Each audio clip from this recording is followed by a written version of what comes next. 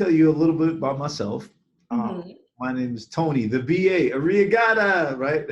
So uh, I have a history of working in business analysis over a little over 15 years. Started off as a developer and then transitioned, through the years from Lockheed Martin all the way to my current position with Delta Dental in business process management and business analysis, all of that. And I'm in an environment where it's like everything. So like everything you can think of that's business analysis, I'm touching on everything. Um, and I'll also have my consultant company outside of my job, mainly on the weekends and after hours, where I would coach. And you and I work together on this, but I'm doing this for the sake of those who are listening. Um, where we are coaching individuals to become better business analysts, who are currently in their roles, not so much a person just starting off. Like we could teach you how to be a business analyst starting off. And I think uh, the niche that what we're going to focus on and what we're focusing on is are those individuals who are actually in their role, or those individuals who are executives uh, who need more services to help cater to their needs. And so the business analysis, not only with the coaching part, but also with our projects in the future, you're going to see us do more projects with companies where we would assign VAs to certain tasks to develop, whether it's business intelligence, system analysis, or gathering requirements, agile business analysis, all of those things for the future. So I think our need is based on what we can do, or as servants, what we can do for the customer, and also for those who do the work every day as business VAs. How often do you think of it when you were a VA? I didn't get this help. Like the help that we're providing, I didn't get this help when I became a VA. Like No. you didn't coach me. I had to learn by mistakes. So I'm gaining all of my bag of mistakes, and then my little bag of successes, and I catered that to develop a program that would help individuals with real life scenarios. Like oftentimes people talk about, hey, I had this coaching and all this other stuff, and it's quite formal, and it's like sometimes I feel it's out of touch. And I think what we're doing is more in touch with the humanness of business analysis, and understanding like there are people who are going to make your day a living hell in business analysis in projects or initiatives. But how do you respond to that? And that's just one of many things. So we just want to drive the love for business analysis, and also drive the successful delivery of what we do so the customer can be satisfied, in short of words. I am a business analyst. I've been doing this for 14, 15 years almost now. I think about 15 years. Wow. I used to work in the corporate world. I was an IT business analyst. So yes, I worked on many, many projects dealing with software. But right now I am doing something a little bit different, a little bit new. They do it in the UK all the time, but I have my own business analysis consulting firm, which means that I will go and consult with small businesses to bring the art of business analysis to them and help them to understand the value of that. Mm-hmm. I want to help small businesses to understand the value of business analysis.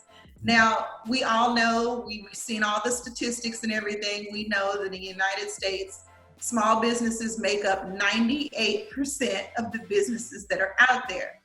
But if you look at the number of small businesses who employ a business analyst, you're going to find that's probably 1 or 2%. So my goal what I would love to do is to help small businesses to understand the value of this thing, of business analysis. But first of all, understand what it is, then understand the value, right? And then help them to be able to grow and do better. Some businesses want to grow to a certain size, some of them don't, whatever it is, but to either grow, and if they don't want to grow, to be more efficient and to do better at doing what they do. And sometimes that involves some IT stuff, but most of the time it doesn't with small businesses, especially that we have all this software as a service now. Of course, I have to make recommendations for how they can make use of that, because that's digital transformation.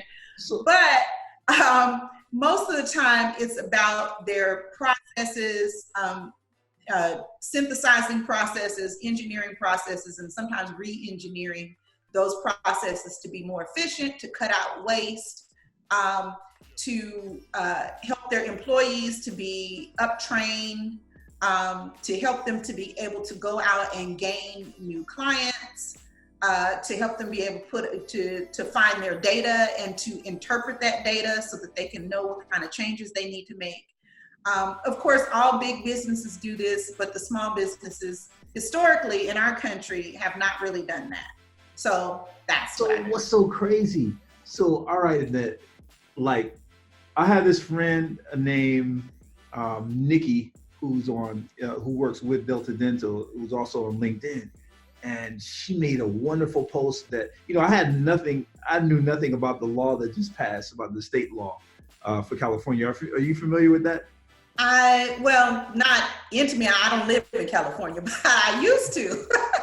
Yeah. And my dad still lives there. So it was really interesting when I saw on the news, and actually it was not just on the news, but I saw it in Flipboard and several other places, that said that the California governor had signed into law that people can no longer be discriminated against as far as work purposes go, right, for their hair, for their natural hairstyles. And I thought that was great, and I thought it was fantastic. It's a shame that, I feel like it's a shame that somebody has to actually write a piece of legislation to make that happen, but he seemed to feel like it was important, and so now it's done. And I think that's great, and I hope all the other states follow suit. Yeah, and it's interesting because you don't think about these things until after, really, we have to pass a law dealing with our ethnicity or dealing with our culture, or how we like to wear our hair, being a Puerto Rican with African descent, however you want to call it. It really pains me to see some of these things that are going on, like people discriminating just because a person has dreadlocks, or if they would like to wear waves, or maybe they want to shag in the back, and a lot of times, it doesn't make you a better person when you enter the job, because really it's about how you perform. And for me, it just stupefies the whole situation when I see these things. And when I seen Nikki's post on LinkedIn, Nikki Hillard, if you don't know who she is, follow her, because she's a diversity inclusion person that's within Delta Dental, and she has a lot of great posts. But the thing is that the fact that Delta Dental is doing this, it shows that they're moving beyond what is the norm, with most companies. Like when I got hired, this is before the law got passed. They were like that. People come to work. You don't see people in a suit walking around. You don't see, look, I got a t-shirt on, a little V-neck, and just a jacket and some jeans and some dress shoes. But I can come to work like that, and there's no problems. The only thing that Delta Dental cares about, or companies should care about, let me just speak in general, is if you're doing the work, what are you doing? I am not trying to be a part of anyone's company. Let me just tell you, just when I got hired, it was really hard for me to get hired by, the other, offers that came, because I got like, a few offers all at once. And one was a bank, and I didn't like the whole idea of going to the bank because I knew they were bureaucratic. As soon as I walked in there, the persons were like, okay, when you come here, and I'm already in the suit, but they say when you come here, you have to wear a dress shirt and some slacks. And Wait a minute. They felt the need to tell you this in the interview? Yes. Wow. That's amazing. Yes, and I'll kid you not. I kid you not. Oh my God. And then there's another company that actually told me a few things. Oh, well, we have to make sure that, you fit in with the culture of the company. And I started to think on that. I'm like, what is the culture of the company? Is that? Did they tell you? Did they tell you what that was when they said you had to fit in?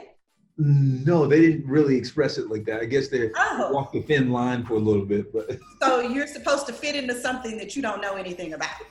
Yeah, which beats me because really a person who's dressed a certain way, or they come in jeans and a t-shirt, or whether they come in a suit, it doesn't tell you that this person is effective, and I remember that now we're in a world of people where it's very diverse.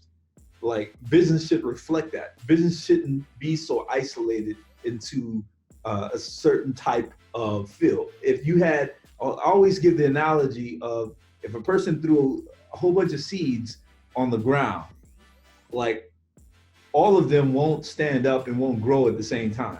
So some may grow to the left and others may grow to the right, or one straight up and one just blooms, and others may bloom late. But that is the beauty behind diversity and inclusion, of making others feel included and understanding the humanness, and not the robotic behavior of the corporations. And I really commend any of those companies that are doing those things. Not to switch topic, but let's switch topics, right? So, Okay.